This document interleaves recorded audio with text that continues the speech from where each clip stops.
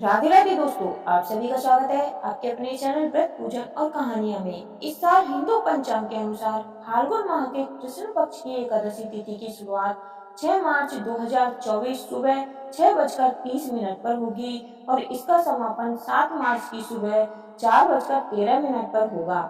इस साल विजय एकादशी 6 तारीख यानी कि आज मनाई जाएगी। आइए सुनते हैं विजय एकादशी की व्रत कथा। धर्मराज युधिष्ठिर बोले, हे जनार्दन, फाल्गुन मास के कृष्ण पक्ष की एकादशी का क्या नाम है तथा उसकी विधि क्या है? कृपा करके आप मुझे बताइए। श्री भगवान बोले, हे राजन, फाल्गुन मास के कृष्ण पक्ष की एकादशी तिथि का नाम विजया एकादशी है। इसके व्रत के प्रभाव से मनुष्य को विजय प्राप्त होती है। यह सब व्रतों से उत्तम व्रत है। इस विजय एकादशी के महात्म्य के श्रवण इन पठन से समस्त पाप नाश को प्राप्त हो जाते हैं। एक समय देवर्षि नारद ने जगत पिता ब्रह्मा से कहा, महाराज, आप मुझे फाल्गुन मास की कृष्ण पक्ष की एकादशी का विधान कहिए। ब्रह्मा जी कहने लगे, हे नारद, विजय एकादशी का व्रत पुराने तथा नए पापों का नाश करने वाला है। इस विजय एकादशी की विधि मैंने आज तक किसी से भी नहीं कही है। यह समस्त मनुष्यों को विजय प्रदान करती है। त्रेता युग में मर्यादा पुरुषोत्तम श्री रामचंद्र जी को जब 14 वर्ष का वनवास हो रहा था, तब वे श्री लक्ष्मण तथा सीता जी सहित पंचवटी में निवास करने लगे। वहां एक दुष्ट रावण ने जब सीता जी का हरण किया, तब इस समाचार से श्री रामचंद्र जी तथा लक्ष्मण अत्यंत व्याकुल हुए और सीता जी की खोज में चल दिए। घूमते घूमते जब वे मरणासन जटायु के पास पहुंचे, तो जटायु उन्हें सीता जी का वृतांत सुनाकर स्वर्गलोक चला गया। कुछ आगे जाकर उनकी सुग्रीव से मित्रता हुई और बाली का वध किया। हनुमान जी ने लंका में जाकर सीता जी का पता लगाया और उनसे श्री रामचंद्र जी और सुग्रीव की मित्रता का वर्णन किया। वहां से लौटकर हनुमान जी ने भगवान राम के पास आकर सब समाचार कहे। श्री रामचंद्र जी ने बानर सेना सहित सुग्रीव की संपत्ति से लंका को प्रस्थान किया। जब श्री रामचंद्र जी समुद्र के किनारे पहुंचे, तब उन्होंने मगरमच्छ आदि से युक्त उस अगाध समुद्र को देखकर लक्ष्मण से कहा कि इस समुद्र को हम किस प्रकार से पार करेंगे।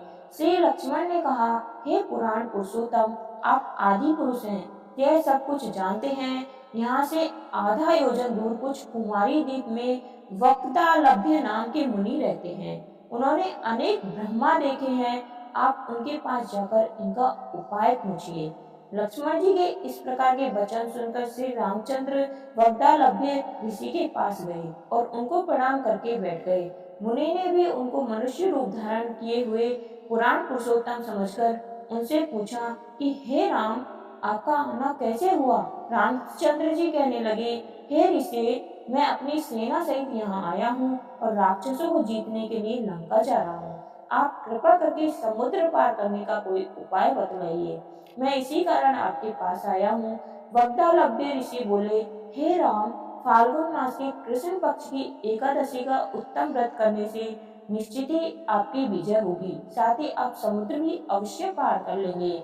इस व्रत की विधि यह है कि दशमी के दिन स्वर्ण, चांदी, तांबा तथा मिट्टी का एक घड़ा बनाएं।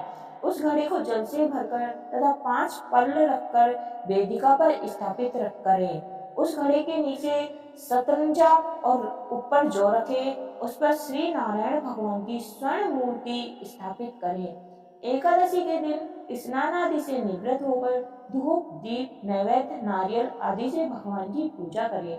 तत्पश्चात घड़े के सामने बैठकर दिन व्यतीत करें और रात्रि को भी उसी प्रकार बैठे रहकर जागरण करें। द्वादशी के दिन नित्य नियम से निवृत्त होकर उस घड़े को ब्राह्मण को दे दें। हे राम, यदि तुम भी इस व्रत को सेनापतियों सहित करोगे तो तुम्हारी विजय अवश्य होगी। श्री रामचंद्र जी ने ऋषि के कथनानुसार इस व्रत को किया और इसके प्रभाव से दैत्यों पर विजय पाई। अतः हे राजन, जो कोई मनुष्य इस विधि पूर्वक इस व्रत को करता है, दोनों लोकों में उसकी अवश्य विजय होती है। श्री ब्रह्मा जी ने नारद से कहा, हे पुत्र, जो कोई इस व्रत के महात्म्य को पढ़ता या सुनाता है, उसको वाजपेयी यज्ञ का फल प्राप्त होता है। कहानी सुनने वाले और सुनाने वाले सभी का भला हो, आपकी सभी मनोकामनाएं पूर्ण हो। अगर आपको मेरी ये व्रत कथा अच्छी लगी हो तो आपके अपने चैनल को सब्सक्राइब करें। धन्यवाद। आपका दिन शुभ हो।